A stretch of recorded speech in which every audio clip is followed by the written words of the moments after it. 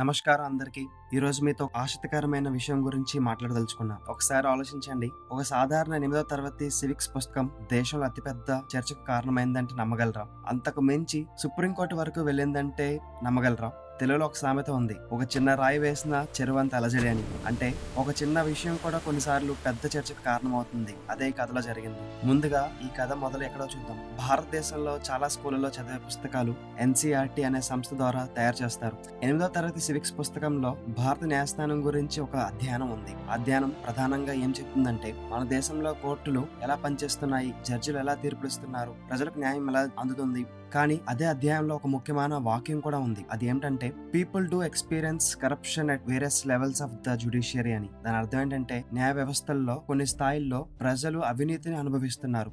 ఇది చెప్పడమే దేశంలో అతిపెద్ద చర్చకు దారితీసింది.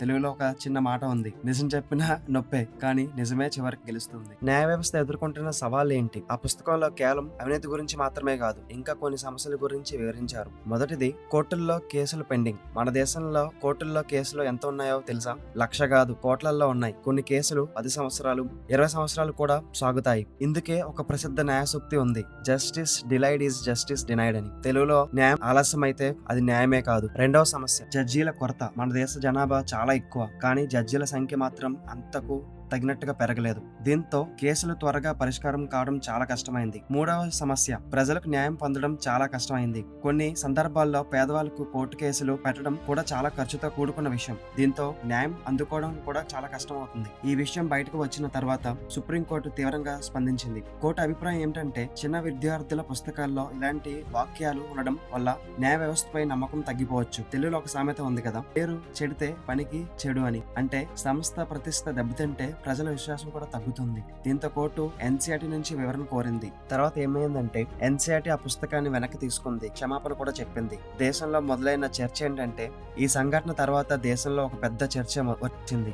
విద్యార్థులకు నిజం చెప్పాలా లేదా మంచి విషయాలు మాత్రమే చెప్పాలా? కొంతమంది నిపుణులు ఏమన్నారంటే, సత్యమే జయిస్తుంది. ఇది మన దేశపు మోటో కూడా, సత్యమేవ జయతి, అంటే నిజం చివరికి గెలుస్తుంది. మరికొందరు ఏమంటున్నారంటే, చిన్న వయసులో ఇలాంటి విషయాలు చెప్పడం వల్ల సంస్థపై నమ్మకం తగ్గిపోవచ్చు. అందుకే ఈ విషయం దేశవ్యాప్తంగా పెద్ద చర్చ అయింది. మనందరూ తెలుసుకోవాల్సిన ఇంకొక విషయం ఉంది. మన రాజ్యాంగం ప్రకారం దేశాన్ని నడిపించే 3 ప్రధాన వ్యవస్థలు ఉన్నాయి. మొదటిది లెజిస్లేచర్, అంటే పార్లమెంట్ మరియు విధాన సభలు. వీటి పని ఏంటంటే చట్టాలు చేయడం. రెండవది ఎగ్జిక్యూటివ్, అంటే ప్రభుత్వం మరియు అధికారులు. వీరి పని ఆ చట్టాలను అమలు చేయడం. మూడవది జ్యుడిషియరీ, అంటే కోర్టులు. వీటి పని న్యాయం చేయడం.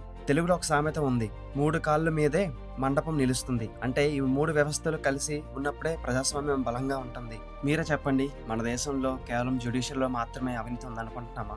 గవర్నమెంట్లో లేదా? మనం ఏ గవర్నమెంట్ ఆఫీస్కి వెళ్ళినా మనం సఫర్ అవ్వట్లేదా అవినీతి వల్ల? ప్రతి ఫీల్డ్, ప్రతి ఆర్గనైజేషన్ లో కూడా ఇలాంటి సమస్యలు మనం ఏదో ఒక సందర్భంలో అనుభవిస్తూనే ఉన్నాం. మన భారతదేశంలో చరిత్ర చూస్తే ప్రతి గవర్నమెంట్ లో చాలా రకాల అవినీతి కేసులు బయటకు వచ్చాయి. కాంగ్రెస్ టైంలో 2G spectrum case, coal allocation scam, Commonwealth game scam, Bofors scandal, ఇవి కాంగ్రెస్ టైంలో వచ్చిన కేసెస్. బీజేపీ అని తక్కువ తిన్నదా? బీజేపీ టైంలో మనం విన్న అవినీతి కేసులేంటి? Rafale deal controversy, election bond issues, Pegasus, spyware issues, ఇలాంటి చాలా వింటున్నాం. ఈ కథ మనకు ఒక ముఖ్యమైన విషయం చెప్తుంది. ప్రజాస్వామ్యంలో సంస్థలను గౌరవించాలి, కానీ అదే సమయంలో ప్రశ్నలు అడగడం కూడా అవసరం. తెలుగులో ఒక సామెత ఉంది, నిజం నిప్పు లాంటిది, దాచినా బయటపడుతుంది. అందుకే పారదర్శకత, బాధ్యత, ప్రజల విశ్వాసం, ఇదే ఒక బలమైన ప్రజాస్వామ్యానికి పునాది. ఈ వీడియో మీకు నచ్చినట్లయితే లైక్ చేయండి, షేర్ చేయండి. ఇలాంటి లోతైన విశ్లేషణ కోసం 1 in Billion యూట్యూబ్ ఛానల్ ని సబ్స్క్రైబ్ చేయండి. మరి మీరు ఏమనుకుంటున్నారు? విద్యార్థులకు వ్యవస్థల సమస్యలు మాత్రమే చెప్పాలా లేదా చెప్పకూడదా?